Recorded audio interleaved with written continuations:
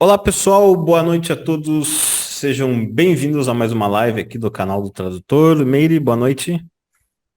Boa noite, Rodrigo. Boa noite a todos. Sejam bem-vindos. Aqui nós estamos na semana de aquecimento para a semana da tradução que começa dia 2 de janeiro, onde nós vamos mostrar para você aí o caminho, como você iniciar do zero na área de tradução freelancer e poder ganhar em moeda forte, em moeda estrangeira e ter liberdade geográfica. Você que quer atuar como tradutor freelancer, recebendo em moeda forte, por exemplo, trabalhando em algum país na Europa, ou na Ásia, ou aqui na América Latina, na América do Norte, enfim, tá? A gente vai falar, mostrar muita coisa sobre esse assunto a partir do dia 2 de janeiro. E nessa semana aqui a gente está com uma sequência de lives de aquecimento para trazer um pouco mais, né, um pouco mais de conhecimento para vocês nessa área. Meire, se você quiser compartilhar um pouco com a gente, na live anterior, se eu não me engano, você tinha comentado que você está reside em Portugal e também no Brasil, né? Que através da tradução freelance, você teve a oportunidade de realizar o sonho de viver fora do país e ir para Portugal. Se você puder compartilhar um pouco mais, eu sei que muita gente sempre pede para falar desse Sim, tema, sim. da possibilidade disso, né? Então, se você quiser compartilhar um pouco mais da sua trajetória como tradutora até você chegar nesse momento de poder fazer essa mudança aí para lá. Então, eu fui para Portugal em 2015 com a minha filha, que na época tinha 15 anos. Assim, eu queria fazer um curso lá, que para mim era muito mais em conta do que pagar esse curso no Brasil, né? Eu queria estudar algumas matérias de mestrado aí. E aí o que ocorreu? Eu fui para Portugal com visto de estudante. Eu tirei o visto de estudante aqui no consulado, português, no Brasil, e fui com a minha filha. A minha filha entrou como turista, depois eu coloquei a minha filha como minha agregada familiar. Assim, eu pesquisei bastante antes de ir, porque eu vi que Portugal tinha um custo de vida, assim, até muito mais em conta, assim, por exemplo, supermercado, na época o aluguel também bem mais em conta do que aqui no Brasil. No caso, a minha filha, eu pagava escola no Brasil, em Portugal ela foi para a escola pública, porque geralmente as escolas são públicas e são ótimas, a qualidade do ensino é excelente. Então, minha filha foi para a escola pública. Então, na verdade, para mim foi até assim, como custo de vida foi até melhor, né? Eu gastava Uhum. menos para viver em Portugal do que no Brasil. E, e assim, o que me propiciou fazer isso foi a minha carreira de tradutora, porque eu tinha os meus clientes no Brasil, quer dizer, no Brasil, assim, eu trabalhava no Brasil, mas eu trabalhava com agências estrangeiras, então eu recebia em dólar, em euro, e tinha um cliente também que me pagava em libras. Então, ganhando nessa moeda, para mim foi possível ir para Portugal, porque eu estava ganhando na mesma moeda do país, né? Uma moeda que não tinha oscilação. Quando eu fui para Portugal, a relação euro-real era de 3, sei lá, 3,20, 3,40 para um euro, né? Hoje Uhum. já chegou a quase 7, hoje caiu um pouco, mas já chegou a quase 7. Então, para mim, assim, isso me deu segurança para ir, né? Então, eu fui com esse visto de estudante e depois eu apliquei para tirar o visto lá, né? Quando você entra com visto em Portugal, você chega lá, você tem que se apresentar ao Serviço de Estrangeiros e Fronteiras, e aí você vai apresentar a sua documentação e pedir a sua autorização de residência. Eles me deram uma autorização de residência como estudante, então eu não tinha se eu quisesse encerrar minha carreira de tradução e trabalhar em Portugal, eu não poderia com essa residência. Mas aí eu pedi, né, depois de um ano mais ou menos em Portugal, eu mostrei para eles o que eu fazia, apresentei as minhas invoices, né, as minhas faturas, comprovei minha renda, tudo, e eles É, só trocaram. Só abrindo um é, ponto aqui para o pessoal que tá assistindo, né? Que o nome ele falou das invoices e tudo mais, pessoal. Uma invoice é uma fatura. lá fora é equivalente a uma nota fiscal. Nota fiscal brasileira não tem validade. Lá fora é uma invoice equivalente à fatura. Quando você faz um Sim. projeto, por exemplo, a Meire estava em Portugal, fazia um projeto para uma empresa no Brasil, ou uma empresa nos Estados Unidos, no Canadá, ela enviava essa invoice que tinha a descrição dos serviços ali, o valor, tá? Então, eu enviei Sim. invoice, é como se fosse uma nota, tá? Uma É, fatura, um sim. recibo, só que não muito bem um recibo é só um papelzinho ali assinado, uma invoice é algo mais parecido com uma nota, tá? Só para, eu sei que o pessoal vai ficar na dúvida, o que que é invoice? Muita gente sempre pergunta, É invoice, invoice, verdade, invoice. tem razão. Então, a gente, só para deixar claro, então você usou Essas você tá, invoices apresentei no CEF e falei, olha, eu ganho tanto como tradutora, né? Essa é a minha profissão. Eles analisaram toda a documentação e eles mudaram a minha residência para uma residência que, além de me dar direito, se eu quisesse trabalhar em Portugal, né? De repente, se eu quisesse não ter mais essa carreira e ter um emprego em alguma empresa em sim. Portugal, eu poderia. E também me dava direito após 5 anos, a pedir a cidadania portuguesa, que é o que eu fiz já, entendeu? Tanto para mim quanto para minha filha. Então, isso me abriu muitas portas, foi essa E, profissão. agora, falando assim do contexto da residência, cidadania portuguesa te dá acesso a todos os demais países da Europa, né? Sim, sim, Ah, sim, tá. da comunidade europeia. Poxa, legal. Para mim, E se você quiser arrumar um emprego em Portugal e conciliar com a tradução, é possível também, né? é possível, é possível. Poxa, É legal, que mas é que muita gente, né? A gente fala de mercado de tradução freelance e tal. Até foi assunto da live passada, o pessoal não conhece muito a dinâmica do mercado, acha que tradução freelance é só traduzir uns currículos ali, ou tentar pegar um job ali baratinho para alguém num site de freela, mas é muito além disso, é totalmente diferente, né? E se não tivesse, se você não tivesse atuando como tradutora freelancer, isso não teria sido possível, né? talvez de outra forma, mas no caso, assim, eu fui para Portugal com visto de estudante. Então, eu tinha que ir ao CEF, por exemplo, para renovar minha residência, eu tinha que provar que eu estava estudando Uhum. e apresentar os recibos que eu pagava lá na faculdade, né, das matérias que eu estava cursando. Então, era assim que eu renovava o meu visto. E eu pedi para, porque eu sabia que quando acabasse o curso, eu teria que retornar ao Brasil. Aí eu tinha minha filha estudando, depois de um tempo no país você se adapta, porque eu acho que assim, Portugal para brasileiros é um país bastante receptivo, né? Então, assim, geralmente o português, ele gosta dos brasileiros, né? Assim, nunca tive nenhum problema lá, sempre fui muito bem recebida, tenho vários amigos lá. Então, assim,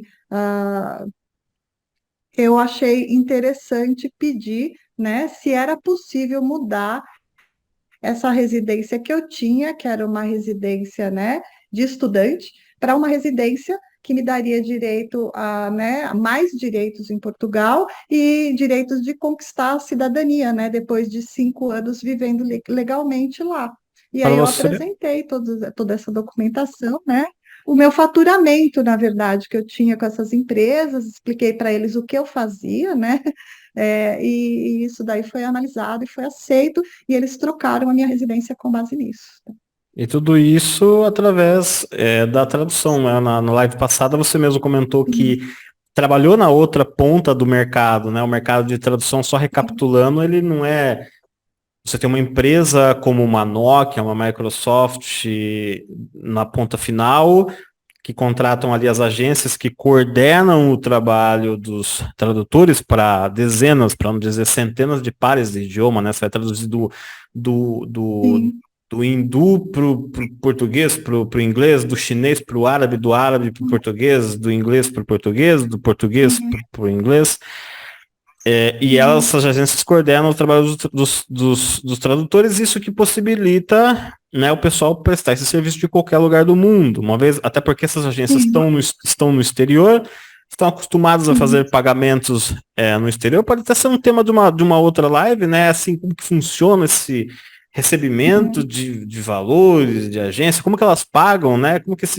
Será que eles enviam cartões presentes lá de fora para o tradutor? Será que eles enviam um cartão pré-pago em dólar? Eu mando dinheiro na conta? Como funciona esse pagamento? Pode até ser um tema de uma próxima live, mas você comentou que você esteve do outro lado da ponta, no cliente final, no caso na Sim. Nokia, muito, muito tempo atrás, e hoje está na área de tradução. Essa mudança, depois até quero compartilhar uma experiência que eu tive e que alguns alunos nossos até estão tendo, mas eu queria perguntar para você, teria sido possível essa mudança de país, essa liberdade geográfica, estando você dentro do lado da empresa, no cliente final, sem ser uma tradutora freelancer? Olha, só se a empresa me, me transferisse, assim, porque senão não seria possível, né? Porque aí você deixa o seu emprego e você vai para um outro país, né? Tentar a vida, né? Buscar um emprego. Então, para mim já foi muito mais fácil. O emprego eu já tinha, porque eu tinha meus clientes, o meu trabalho. Então, eu fui e eu continuei trabalhando como se eu estivesse no Brasil, entendeu? Foi até mais fácil, porque quando eu estava no Brasil, os clientes mandavam dinheiro para minha conta bancária no Brasil, né? Uhum. E estando em Portugal, ficou mais fácil, porque como eu recebia, algumas empresas me pagavam em euro, no dia que elas transferiam já estava na minha conta e eu não tinha que pagar as taxas bancárias, né? Que a gente paga no Brasil quando a gente recebe, né? Embora esteja recebendo em dólar, você tem que pagar as taxas dos bancos, né? Isso é Sim. absolutamente normal. Mas como eu passei, né? Portugal, a moeda é o euro, e eu recebi em euro, então até isso para mim, assim, facilitou a minha vida, Você entendeu? sabe Já que recebia na minha moeda local. em 2016, né, eu trabalhava com um cliente aí em Portugal, de Lisboa, fazia muita Uhum, tradução de alemão para eles, de um material uhum, da Daimler, né, que é a dona da Mercedes, um material mais uhum. técnico, dos caminhões deles. E em um dado momento apareceu uma oportunidade lá que eles queriam ter um tradutor fixo trabalhando internamente para eles, né? Eles chegaram até a me oferecer, a gente vai pagar um salário, uma ajuda de custo para você viver aqui e você vai trabalhar exclusivamente para a gente nesse projeto, né? Então, uma curiosidade dessa área é que o tradutor freelancer, ele presta sim serviço para quantas agências ele quiser. Claro que vai chegar um momento em que vai ter muita gente te oferecendo trabalho, você não vai dar conta de fazer tudo, você vai ficar ali com os melhores, com os clientes mais Sim, fidelizados, né? sim. Mas existe também a possibilidade da pessoa, ela construindo esse relacionamento com o cliente, ela ir para uma posição interna na empresa fixa, né? Virar aí Existe. um tradutor interno. Até tem um aluno nosso que ele virou tradutor e revisor Sim. remoto, né? Ele não é Ele é do interno. alemão também, né? É alemão ele, Sim, né? sim, É ele, sim, ele faz inglês, português, alemão, português. isso mesmo. E ele não é interno exclusivo daquele cliente, mas ele hoje, né, principalmente aí com essa onda do home office, ele conseguiu um contrato com uma agência, né? Então ele tem ali um Sim. período fixo, né? Sei lá, 4, 5 horas por dia, fixo com essa agência lá na Europa, trabalhando de home office aqui no Brasil. Então uma parte desse tempo ele usa para revisar material, outra parte ele usa para traduzir. Então ele tem ali um faturamento garantido todo mês, né? Por meio de um contrato que ele fez com esse cliente. E no horário ali, no restante do dia, ele está tocando outros projetinhos menores que ele vai pegando de outros clientes. Então, hoje já existe essa possibilidade. Lá em 2016 eu tive essa oportunidade, me ofereceram, mas acabou que não deu certo, né? Tinha outros clientes também e tudo mais. No caso, eu teria que ir lá trabalhar localmente, ia ser só para eles. Acabou não funcionando, né? Não sendo muito interessante, mas existe essa possibilidade. As próprias agências Existe. estão sempre contratando gente para posições internas Sim. e Hoje, melhor ainda, a gente vive num cenário mais interessante, porque se a pessoa não quiser, eu não quero ir morar fora e trabalhar numa agência presencialmente, né? A pessoa, às vezes, e tá tudo certo, às vezes a pessoa, olha, eu não gostaria de ser freelancer e prestar serviço para várias agências e gostaria de trabalhar numa posição fixa, mas também não quero sair do país. Então ela tem a opção de fazer home office, contratado por uma Sim, agência, né? E é um cenário bom, sim. porque a pessoa vai receber numa moeda estrangeira, converter para o real e gastar aqui, né? Então é um cenário assim bem atrativo para quem faz isso, não? Então, agora que você falou, eu lembrei, eu conheço um casal de tradutores, eles moram em Sintra, que é mais lá perto de Lisboa, né? Eu moro do norte de Portugal, e aconteceu isso, eles mudaram do Brasil para Portugal também, né? São Uhum, os dois, são o casal de tradutores, e com clientes lá fora e clientes no Brasil, e eles foram contratados por uma agência de Lisboa, fixos. Então, o que eles fazem? Eles fazem esse trabalho fixo, então os dois têm salário pela agência, e uhum. ainda sobra um tempo para fazer alguns outros trabalhos. Então, eles também ficaram numa posição. E foi uma coisa assim que eles não esperavam. Eles começaram a prestar, né, serviço para essa agência e foram contratados. Então, É, existe sim essa possibilidade. No caso deles, eles estão fazendo home office em Portugal, mas tem gente que faz home office no Brasil. Então, é assim, é uma profissão assim que te dá várias possibilidades. Inclusive, quando eu estava na Nokia, né? Eu também podia fazer home office, porque minha chefe também não ficava no Brasil, então é o tipo de trabalho assim que você não precisa estar no local. Isso me agrada muito, porque eu gosto bastante dessa liberdade, né? Eu gosto de vir ao Brasil, ficar aqui, tenho família, tenho amigos, e a minha filha agora já está na faculdade, né? Já está grande, então também fico lá boa parte do ano em Portugal e uma parte no Brasil.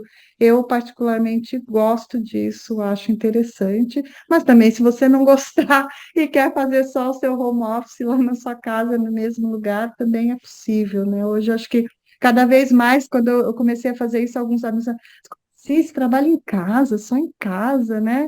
Era estranho, mas depois que a gente teve aí essa pandemia, muita gente foi trabalhar em casa, e isso assim, as pessoas entenderam como é, como funciona, né? Eu lembro que até eu andava pela rua assim, e vi alguns amigos, agora eu entendo como você trabalha, tal. Algumas pessoas gostam, conheço pessoas que odiaram quando começaram e hoje não trocam por nada, não querem voltar para o escritório, entendeu?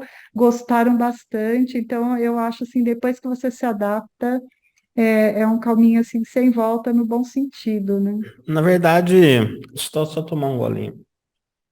Você tem que desenvolver aquela disciplina, né? Óbvio, né? Eu tenho trabalho para entregar, eu sei que eu vou ter que O, trabalhar, mesmo estando em casa, o resto eu vou ter que esquecer. Mas eu gosto particularmente o, o, bastante. o mercado de tradução nesse sentido, ele é mais evoluído, né? Você colocou muito bem, eu falei, muito antes de começar essa onda de home office, ele é um mercado que o pessoal já atuava muito em home office. Já, Porque eles estão já. acostumados a lidar com tradutores de todos os cantos do mundo, então já existe uma certa confiança entre, Sim, entre, sim. entre os dois lados ali, de ser cumprido aquela entrega daqueles trabalhos e tudo mais, então é algo muito comum.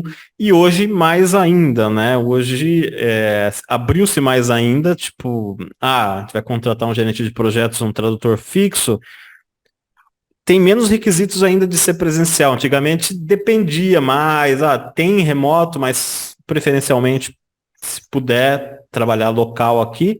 Mas hoje isso abriu ainda mais, né? Mas é um mercado, se você olhar assim, bem mais evoluído, né? Sim, sim, é um mercado assim pioneiro nessa coisa do home office. E agora que você falou assim, então, olha, tradutores fazem home office, revisores, e agora que você falou gerente de projeto, assim, tenho amigos tradutores que viraram, eu já fui gerente de projeto também, né? E você também pode fazer home office. Tenho amigos que são gerentes de projeto e trabalham também de casa. Aí, no caso, geralmente eles são funcionários da agência, né? ou contratados, mas geralmente são funcionários, mas não precisam necessariamente ficar dentro da agência. Tenho amigos que se reportam a agências no exterior e estão alocados no Brasil, como gerentes de projeto. Falando em gerentes de projeto, vou só explicar assim para o pessoal que está assistindo, que às vezes vai estranhar, né? Que tanto gerente de projeto, né? O gerente de projeto ele é uma peça-chave dentro das agências, que É, é ele que o tradutor freelancer se relaciona com ele, é ele que distribui os sim, projetos, né? Então ele é o seu braço direito, e uma vez que você mantém uma boa comunicação com ele, se mostra um tradutor, uma tradutora que é, como eu posso dizer, pontual na entrega, profissional, bem profissional. profissional, esse gerente de projetos, essa pessoa-chave dentro das agências, ele vai passar a te dar uma certa prioridade na hora de fornecer os trabalhos, e eventualmente, se ele sair de uma agência e for para outra agência, ele vai levar você junto com ele, né? Então, você continua recebendo, a gente até vai falar mais em detalhes disso na semana da tradução, mas você continua recebendo o trabalho da agência anterior, do cara que entrou no lugar, da pessoa que entrou no lugar, que você já tinha um histórico legal ali, como um tradutor freelancer, e a pessoa que saiu leva você. Então você ganha, às vezes, o gerente de projetos é a pessoa-chave que você lida na agência ali no dia a dia, de quem você Sim, recebe os trabalhos,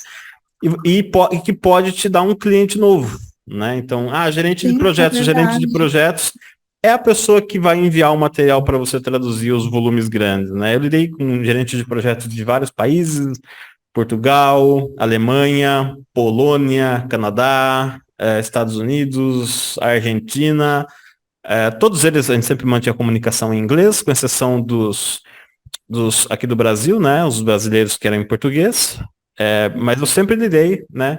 Assim, a personificação do meu cliente, do cliente de tradução, tanto em, como que eu posso dizer? Tudo bem que contato com o cliente é mais por e-mail, né? Você não fica ligando por telefone, isso é muito raro. Mas a personificação dos clientes de tradução na minha concepção, são os gerentes de projetos com quem eu me relacionei.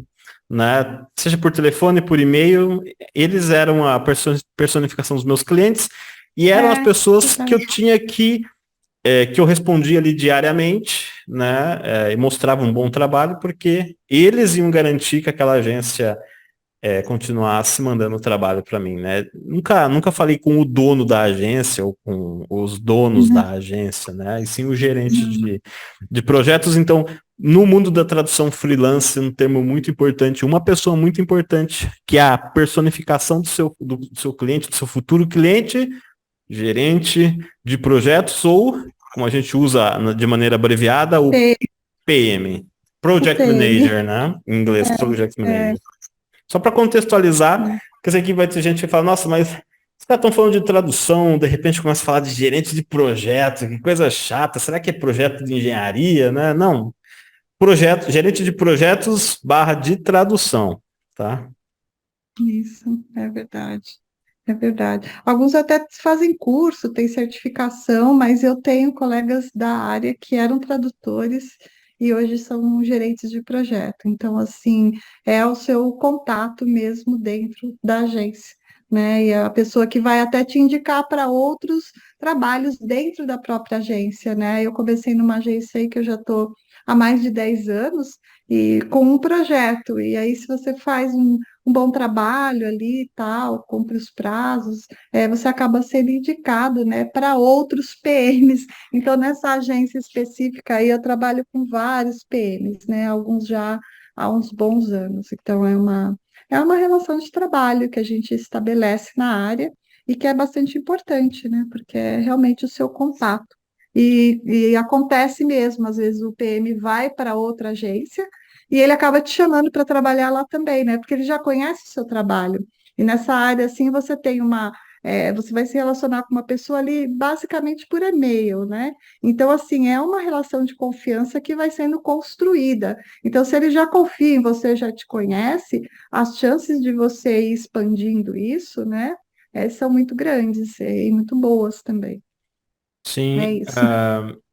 falando em gerente de projetos, sempre me comuniquei por e-mail, com exceção de uma vez que eu, por uma agência alemã em Colônia, eles quiseram me ligar para me conhecer e saber se eu realmente falava o alemão. Eles tinham alguns requisitos ali para os projetos que eles tinham para mandar.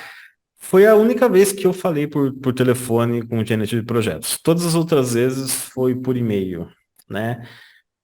Então, assim, de certa forma, acaba sendo um pouco impessoal, né? A comunicação é por e-mail, então não depende também de você ficar. Geralmente é.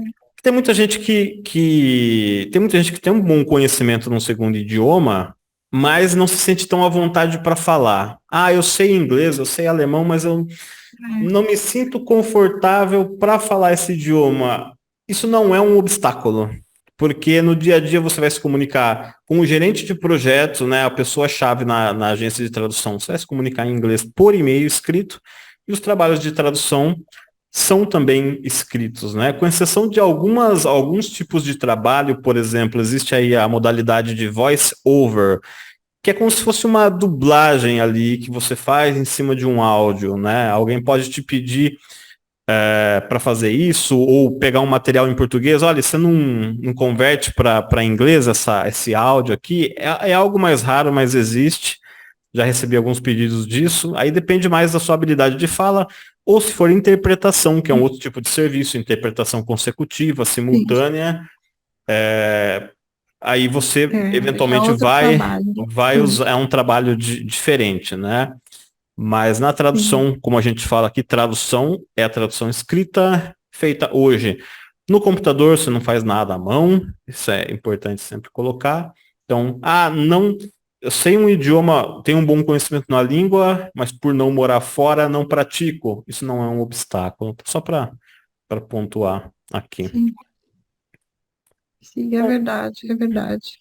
Você acaba desenvolvendo mais a parte escrita, né? A não ser que a pessoa faça outros trabalhos ou more fora, né? Quando você mora fora, aí num país de língua inglesa ou alemã, então você tem aquele contato assim, é, numa outra forma da língua, né? Que não é essa forma escrita, né? Que você vai ler, você ouve e você fala, porque faz parte do seu dia a dia, né?